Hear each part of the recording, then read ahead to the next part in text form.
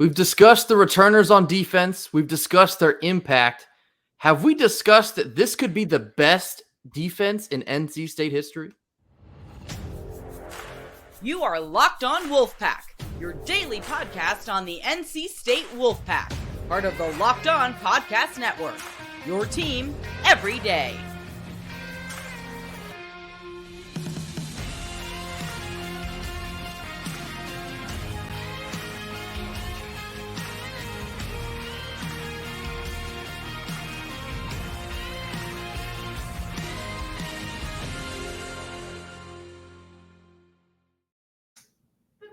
What's up, Wolfpack Nation? Welcome back to another episode of Locked On Wolfpack, free and available wherever you get your podcast and on YouTube, part of the Locked On Podcast Network, your team every day. As always, I'm Grayson Boone.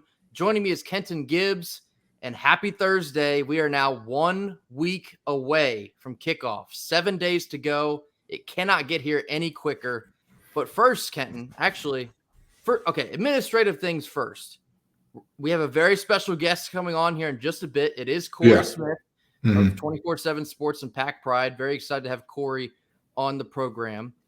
Our main topic of discussion here today, I saw a tweet, and I couldn't believe it came out of defensive coordinator Tony Gibson's mouth today. But the more I thought about it, I think he could be right. Well, the line portion is his opinion. Tony Gibson says, this tweet comes from the Wolfpacker. He says, speaking to the media at practice on Wednesday, he says the Wolfpack defensive line may be the best he's had in his coaching career. Now, Kent and I kind of joked about this before we jumped on here. Should Cory Durden feel offended by this? No, probably not. The context here is the main guys, the Savion Jacksons, the CJ Clarks, they're fully healthy. And I believe this is probably making a big-time visual statement in practice. And it leads Tony Gibson to believe he has a couple monsters up front, and he's getting ready to let them loose in about a week. Yeah, I mean, here's the thing, right? First of all, shout out to Cory Durden. We hoping that he makes a roster here and does all the good things and all that good stuff. He was a really, really, really effective defensive tackle for the Pack. And then this 3-3-5, it's hard. It's tough on you. Brother, I watched the tape. Love you for taking up all those blocks. That was a very difficult, tough ask of you. But I think more so than what does this say of Durden? It should be, what does it say about the talent around him, right? So if we're looking at what we're talking about in terms of what the Pack has looked like since or what the Pack should look like up front this year, it's about the returners. It's not about us injecting a bunch of new guys, because very seriously, who's the new guy in the rotation that you've heard about? The newest guy is probably Red Hibbler. And that's it. Everybody else, you hear about Cleveland as a backup. He was here last year. Yep. You, of course, got our starters who you hear a lot about in terms of Davin Van, who everybody, I'm glad I bought stock early. I bought it when it was dirt cheap. I was an angel investor, if you will, if you know the startup world. I was the one saying that Davin Van was going to be special. As soon as last year when I watched that tape, and I said, hold on now. There's something here that I don't think the rest of the country's seeing. We got Savion Jackson coming back healthy. We got CJ Clark now 2 years removed from his ACL tear, which means he should be fully moving and grooving in the way that he was beforehand. This defensive line could be special, which in turn means this defense could be special. We all know the rules. The front end is likely to affect the back end before the back end affects the front end. But imagine a world, if you will, where you have 3 impact players up front and the player that played the most coverage snaps without allowing a touchdown at corner last year on the same defense. Oh, and by the way, sandwiched between those 2 layers, you've got a guy who led the ACC in tackles. This is a recipe for potentially the greatest defense NC State has ever seen. And the question is, can the offense, we have talked about this all offseason. People have heard us talking episode after episode about the offense to the point where some people have asked us, why don't you talk more about the defense? Because we know what this defense is bringing. We feel comfortable that even if there's an injury or two to a significant player, they have the depth and the skill to where we're not really worried. Offensively, if this offense can average 28 plus a game, I don't see anything less than a 10-win season for this team. Yeah, you kind of beat me to the punch here. The overall thought that I'm having here is we could be looking at the best defensive unit to play at NC State all at the same time on the same team here. You just mentioned the defensive line, getting guys back healthy. Davin Van is expected to pop this year. And the second string guys, Trevally Price, a lot of buzz surrounding him. I've heard a little bit about Noah Potter, who's the Ohio State Cincinnati transfer. Of course, Brandon Cleveland, Red Hibbler, another transfer. The depth there is crazy because it sounds like any of these guys could be in the starting rotation, let alone the three guys that are absolute animals that will be starting. And then, of course, you have Peyton Wilson in the middle calling the shots. The probably top 3 linebacker in this conference. Of course, on this program, we're opted to say he's the best, but Clemson has some solid choices there as well. Then you look at the secondary. Actually, before the secondary, the other linebackers, Devon Betty, Jalen Scott, plenty of experience there. They're raring to go. It's their time to shine now. And a lot of positive buzz surrounding them in practice. Then you get to the secondary. You do have Aiden White, who we think is the best corner in the country. Not even just the conference, the country. Shaheem Battle, that's no fall off either. He's one of the best corners in the conference. You got these guys on both sides of the field.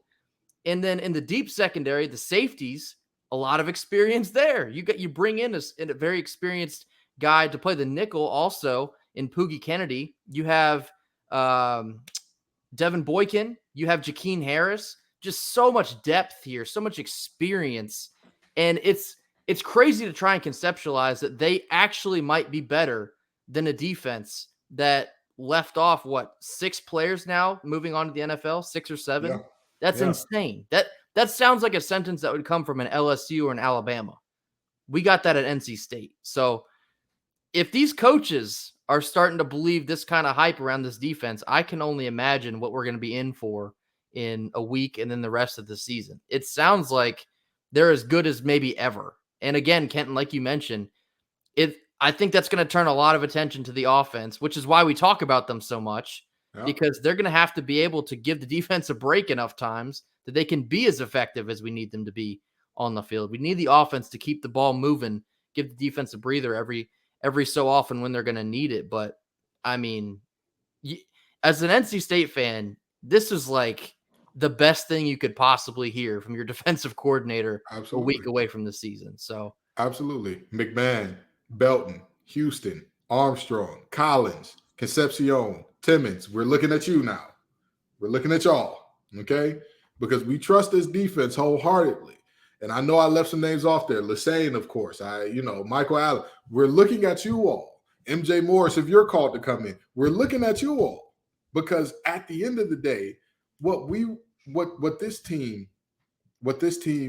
identity has been the defensive side of the ball, carrying, backpacking, taking us to whatever you need, right?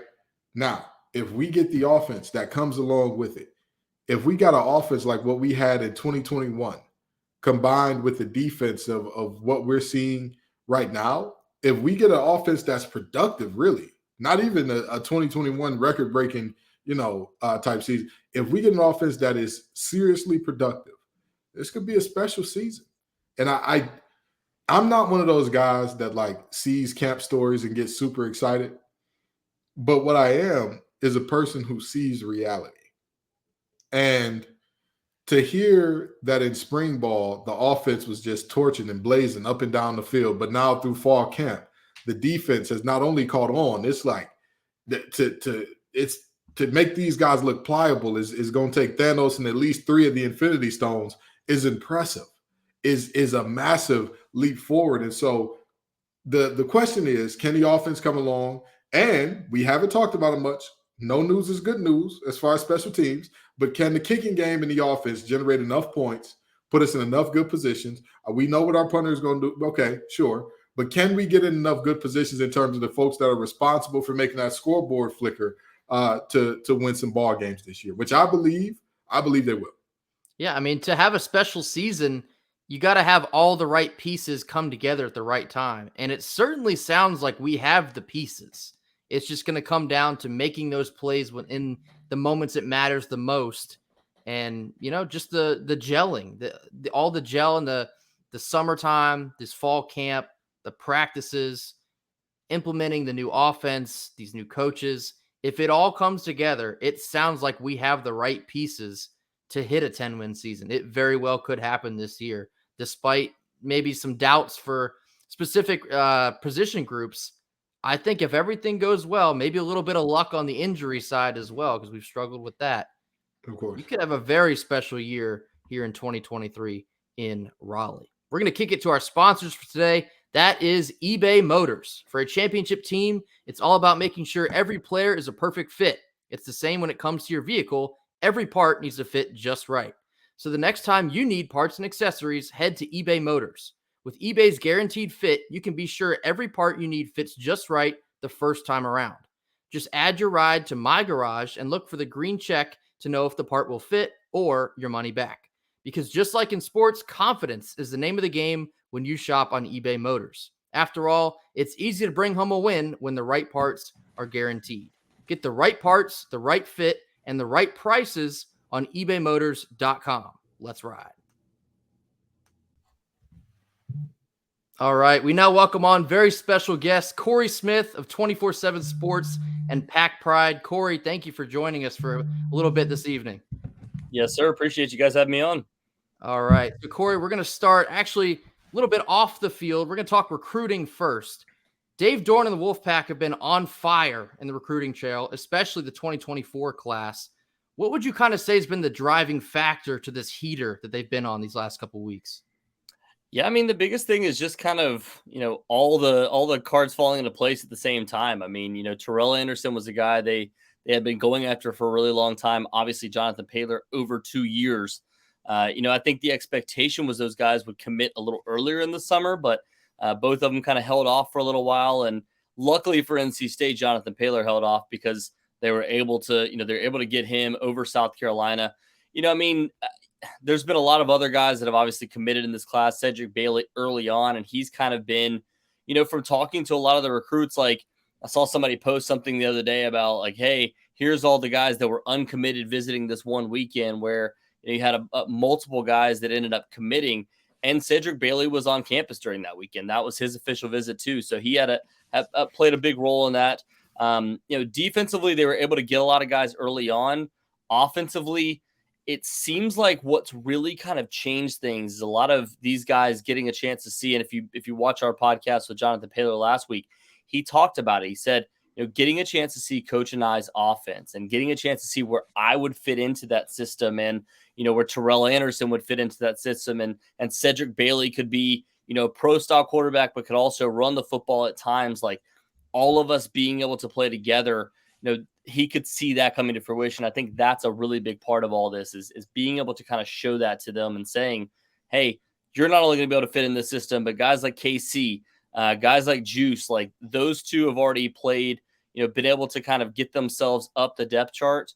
And that's something that all these guys want to be able to see for themselves too.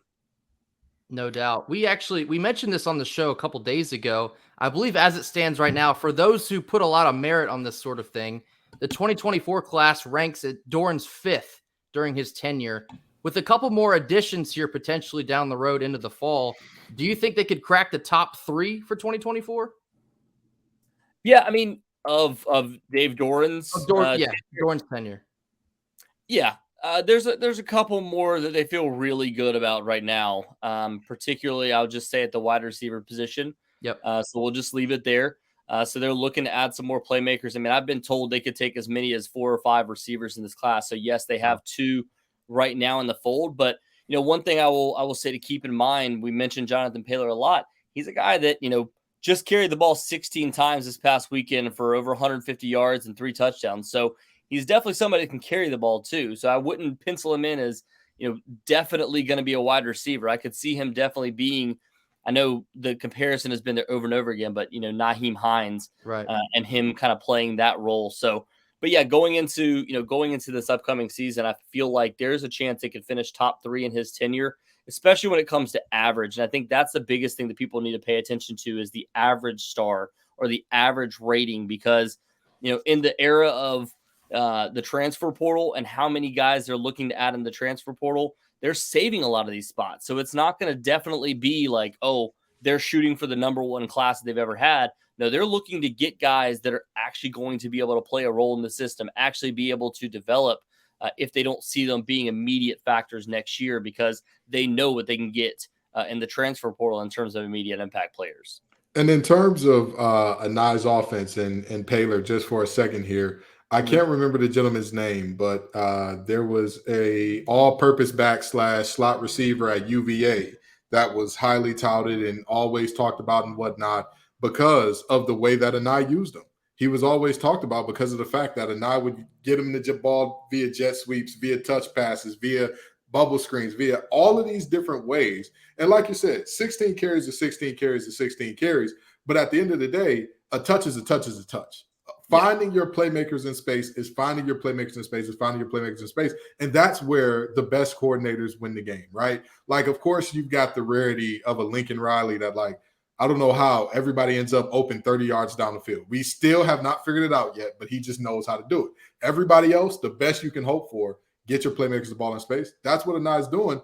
And Joker Phillips and he on the recruiting trail, I mean, they've kept the bell tower looking like Darth Vader's lightsaber. I mean, that thing is perma-red at this point. It's a really good thing to see. Can you talk a little bit about Joker Phillips and how instrumental he's been in this receiver recruiting class so far? Yeah, I believe the guy you were referring to was Dontavian Wicks, by the way. That played a big role in a guy that was a 5th-round pick. But yeah, I mean, look, it's funny because if you're on the Pack Pride boards, like, you know, shout out obviously to our site, but there's been kind of some questions over the last couple years about, you know, how big of a role is Joker Phillips actually playing when it comes to recruiting? Like how big of an impact is he actually having? And you can see it like every single summer. You know, we get a chance to go out there and watch these summer camps and things like that, the Dave Doran camps, and you can see the relationships that he builds with the players, the things that, you know, the investment that he puts into each and every single one of these guys. And it's finally kind of paying off now at this point, because the first class, obviously, he didn't get a chance to really build a relationship with those guys.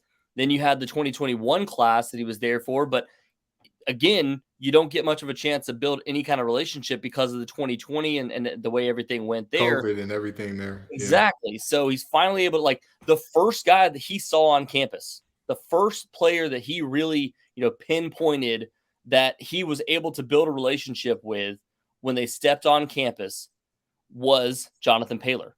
Like the first camp that they had, the Dave Doran camp they had come back, Jonathan Paler was on campus and looked every bit the part of a, you know, of the lead guy in 2 years down the road. So, you know, I think the biggest thing for Joker Phillips is he's been building those relationships. He's been trying to get, you know, that breakthrough type of player. They haven't had a class yet where they've been able to take a ton of receivers. And you look back at what he's been able to add so far. He played a big part in getting, you know, Terrell Timmons 2 years ago, played a big part in landing KC and Juice Vereen and a couple other guys that they see a future for. So all of these guys have come in and made an impact. And while he hasn't, you know, gotten every single 4- and 5-star guy that he's looking at, he's getting guys that are making an immediate impact, and he knows exactly who he wants to get. That's why I think you feel really good about the fact that they get Paler and Anderson in this class already. Good deal. Absolutely. Kind of switching gears here back to on the field stuff here in 2023. Kenton and I actually just talked about this a couple minutes ago, but Tony Gibson's comments today where he was saying this could be the best defensive line he's ever coached. I want to take it a little bit further. Do you think this defensive unit as a whole could be the best NC State defense? Because you talk about all the returning production with Peyton Wilson and Aiden White, Shaheem Battle, all the guys, so much experience and depth. Do you think they could be even better than 2022?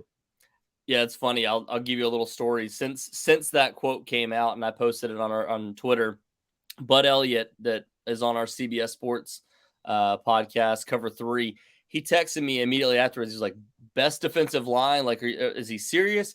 And I was kind of going over with him, and he was like, okay, well, what about, you know, is there any other bright spots? And I was like, well, you know, the secondary is really good. Same exact thing you just said, Aiden White, Shaheem Battle. And I was like, you know, and then the safeties, while they're not known commodities, like there's some depth there because the two guys that are starting, Jakeem Harris, Devin Boykin, have started multiple games. Devin Boykin has moved around Jakeem Harris too, both of them playing nickel last year, so they know multiple spots on this defense. And then the backups like Bishop Fitzgerald, Sean Brown. Bishop Fitzgerald was the number 1 JUCO safety in the country. Sean Brown was your lead guy all spring, so he was getting number 1 snaps the whole spring, and going into summer kind of going, all right, I'm going to battle for this spot. So you feel good about all 4 of those guys. And then like the one, I guess, kind of like you're a little bit concerned about the linebacker spot. You've got all 3 guys there. Peyton Wilson, obviously a ton of experience. The other 2, a ton of starting experience. And then you got Caden Fordham that is backing them up, that we've heard for ever since he basically walked on campus is going to be the future at the linebacker spot. So I think that's the only major concern I have is the depth at linebacker, but the talent there. I mean, you've got 4 guys that you feel good about in a rotation and potentially a 5th with the way Kamal Bonner has kind of created some buzz this offseason. And the last guy that I'll throw in there too, like Robert Poogie Kennedy, goes by Poogie for obvious reasons. But, you know, everything we've heard so far at a camp, like he's been elite. Yep. And I mean, the first day we show up for camp, within the first hour, he's already intercepted a pass that was tipped by Caden Fordham. He intercepts it. We saw in the scrimmage that he tipped a pass and intercepted it himself too. So like he's making plays and he's going to make a big impact this season too. So that, yeah, I could definitely see a chance where this defense is, you know, maybe not as deep or has as many rotations, but I think they're going to play faster. And I think they're going to be a little bit better of a team once, you know, the linebackers get really comfortable, because everybody else from a starting position is extremely comfortable heading into the season. Oh man, between Poogie and Ali Jennings, ODU may have the best, may have some of the best ball players in the ACC this year, and I hate that for them. But that's neither here nor there. We've got to talk about the guys that we're going to play this year. So I'm gonna let Grayson introduce you to our pod pick'em challenge of sorts, if you will, where we get all of our experts on this thing, and we want you to break down every game. You don't got to give us a full X and O's analysis, or you can if you want to, but we just need to know who you think is going to win and why for these games. So you ready? Yes, sir. All righty, let's do it, Grayson. All right. So first of all, we're going to create basically a running list of everyone we bring on here so we can compare and contrast overall records at the end of the season. But week 1 at UConn, Cory, what are your thoughts there? I mean, I'm going to say a win. I think it's a little more hard fought than last year, given the fact that it's on the road. You're breaking in a new quarterback, regardless of whether him and Robert and I have experience. I think there's going to be some hiccups early on.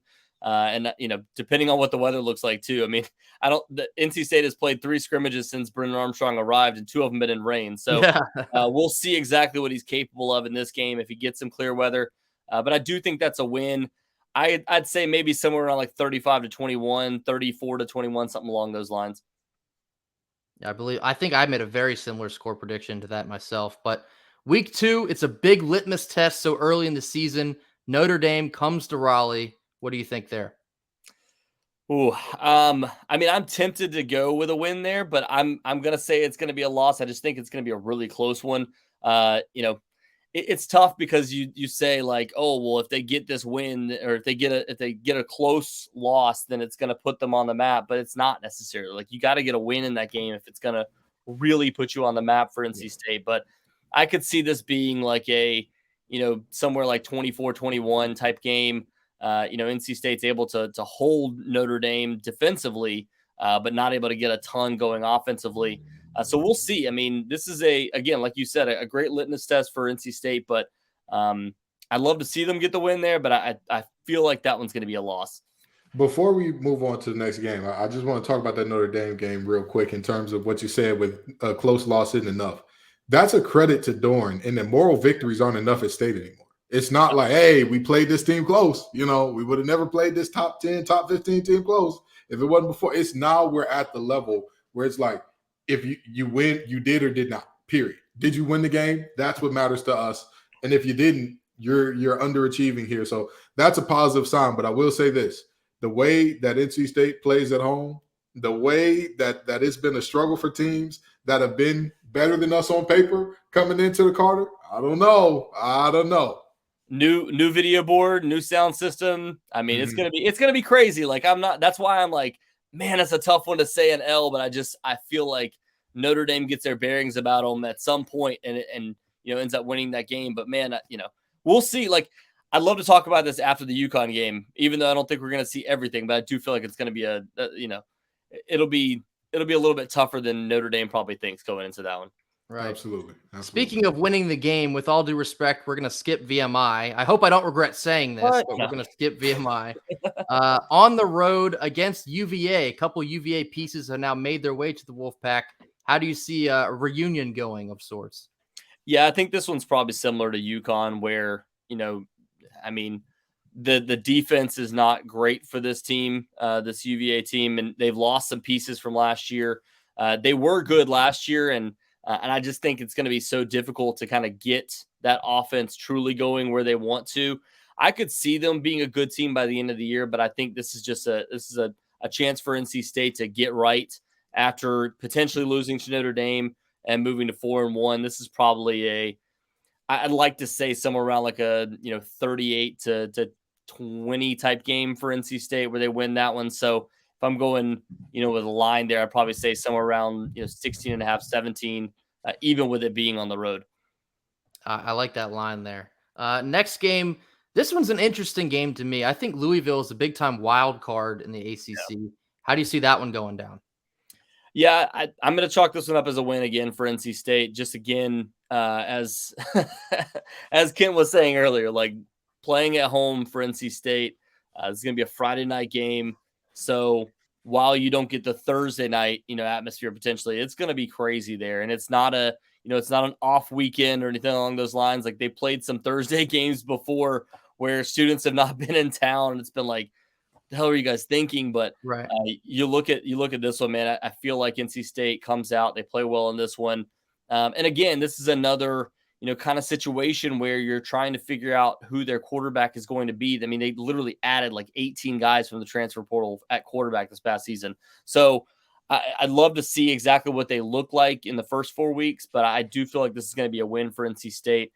Move to 4-1 before you get to Marshall, and I'll just go ahead and say I feel like that one's going to be a win as well. Yeah, I was going to say, I was not going to skip Marshall. They've shown they're capable of pulling an upset, but I think that'll probably be another win as well. You don't believe in Jack Plummer? What? Just because Louisville picked up 16 other quarterbacks in the portal, you don't believe in Jack Plummer? I mean, there was a reason why he wasn't playing at Purdue, and that's literally his former head coach that's now taking over the reins. So, again, he played well last year, Cal, and congrats to him there. But I'll believe it when I see it, when he comes over to the ACC and plays well. If that happens. But yeah, I think that's a win for NC State, and again, a big part of that is because of the defense and how well they've been performing. And I don't know exactly what Louisville's going to have truly defensively at that point. And at home for NC State with that offense, I think they're going to get by that point. I think be a little bit more of a well-oiled machine and know what they're doing by that point. Like I've said multiple times, Jack ain't his daddy. Okay, Jake ain't walking through that door. It's Jack, and I think we'll be all right. Yeah.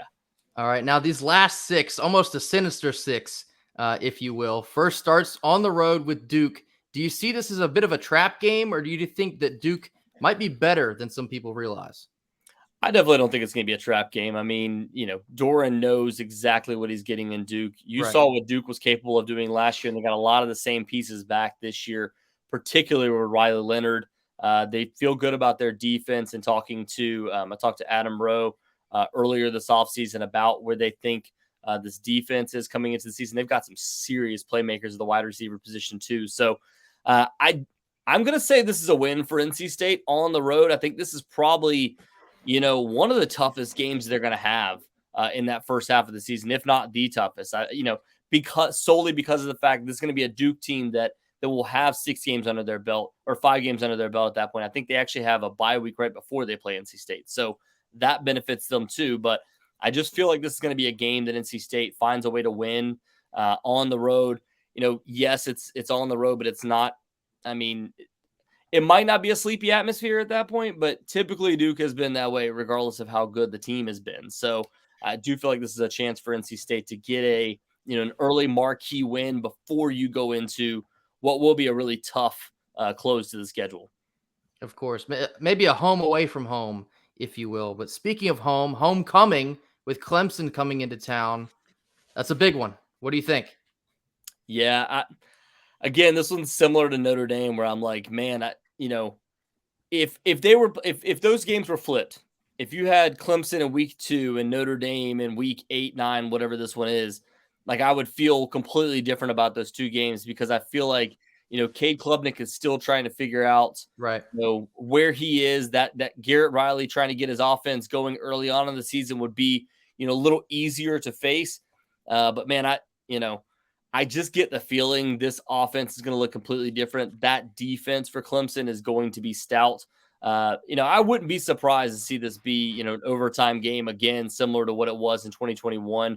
I wouldn't be surprised to see it be, an extremely tight game, but I do feel like Clemson ends up pulling this one out, just because, I put Clemson and Florida State in the ACC championship game. I would look like an idiot for saying that, NC State is going to down them, or, Florida State. The only loss I had for Clemson in the season was Florida State going into that one. And then they redeemed themselves and win the ACC championship game. And then we don't even know if they make a playoff. So. All right. How about another wild card this year in the ACC? Miami, the week after Clemson. Yeah, I think they get some redemption in this one, because this has been quietly been a really tough matchup for NC State. I know they've lost the last 3 against Miami, because you go back to De'Aaron King, you go back to the Tyler Van Dyke game, which is just, there's been so much frustration against this team. And it's one of those moments where it's like, all right, maybe not for the players, maybe not for the entire staff, but for Dave Doran, like he's just got to get this monkey off his back and beat Miami. That's been kind of wearing him out over the last few years.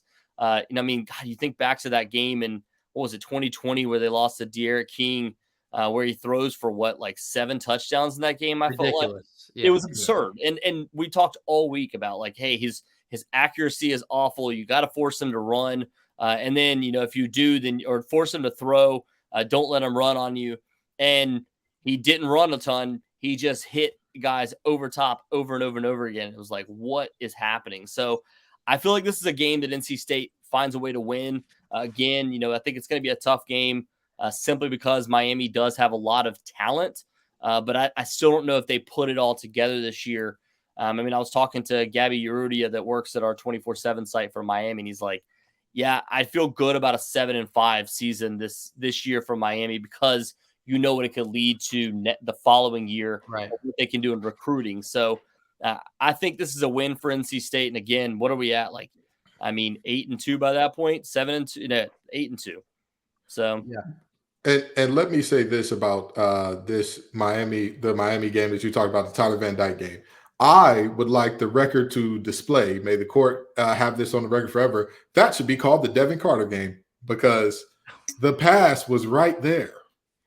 This was not a complicated or difficult catch in any realm. He just, it's right in the bread basket. Couldn't get it handed to me better, but I can't speak on that, because I posted a tweet of almost those exact same proportions, and I actually got shunned by 2 separate guys after that. So that would not talk to me because of that, one of which being Devin Carter, and another. We'll just not go too far in depth on that. But yes, between that and then losing Isaiah Moore early on in that game, and no shot to, I can't remember if it was, I think it was Jalen Scott that, missed a coverage on the tight end on that 3rd down. The tight end ends up making the catch to extend the Miami drive, and that ends up getting them the win.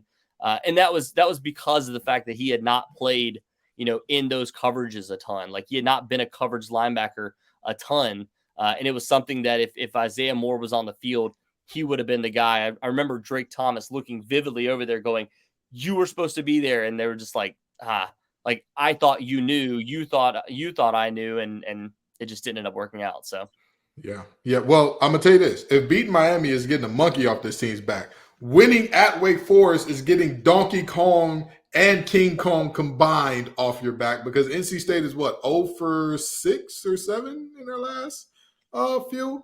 So, do they get this giant behemoth of an ape off their back here? I just feel like this is the dumb game.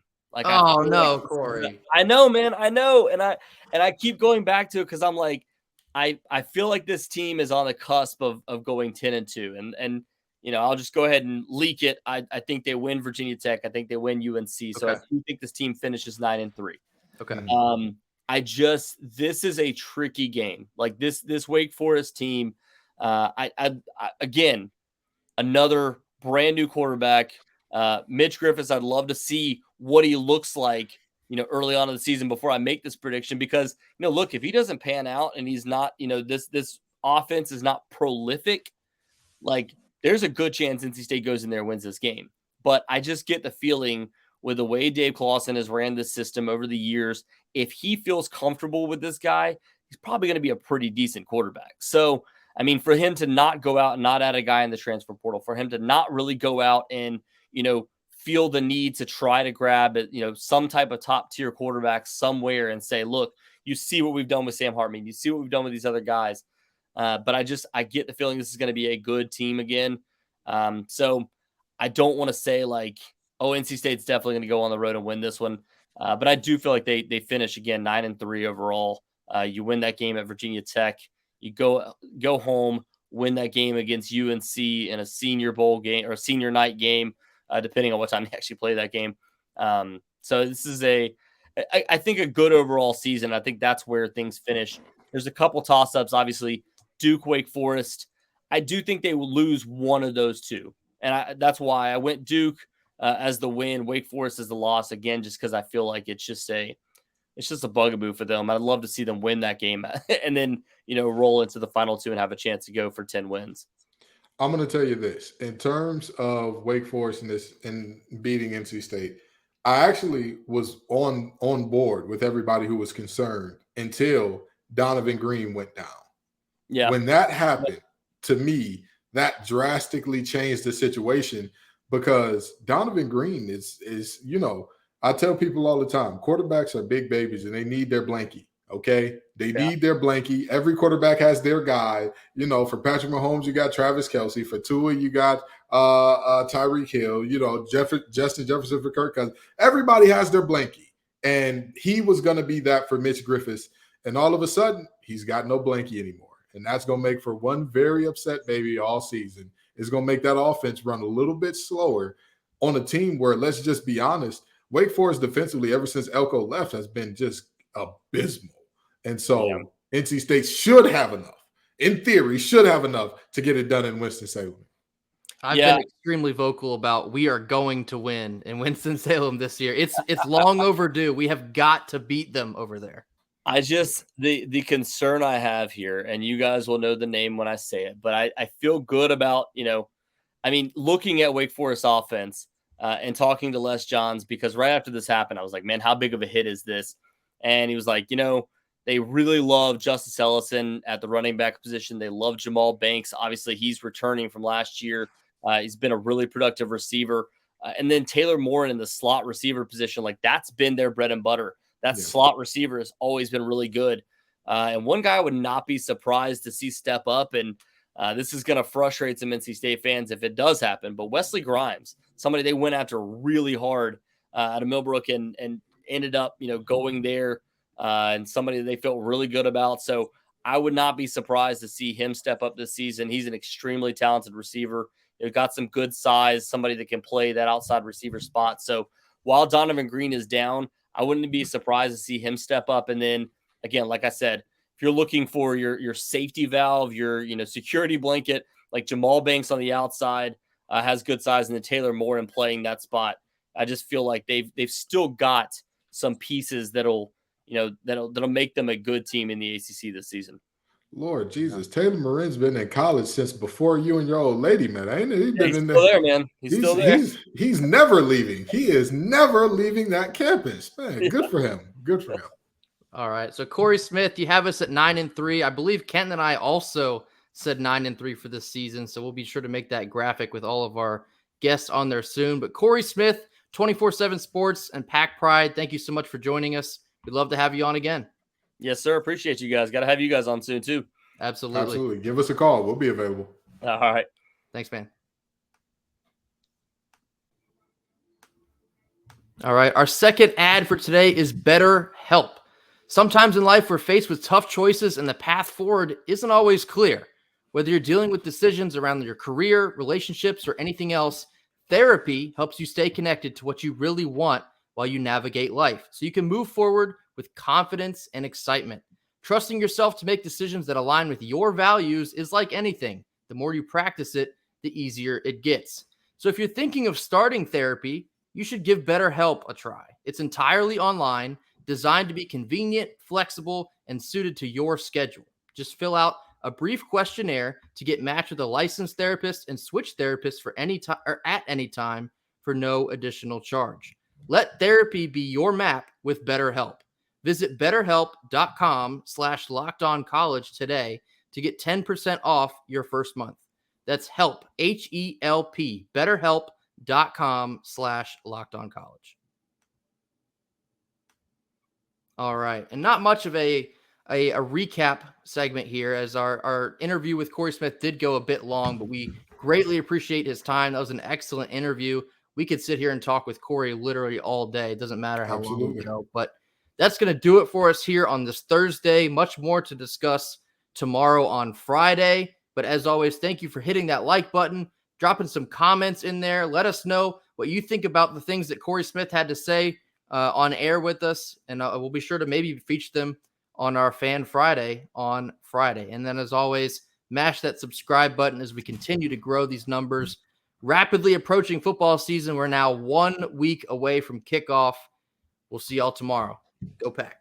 Go Pack.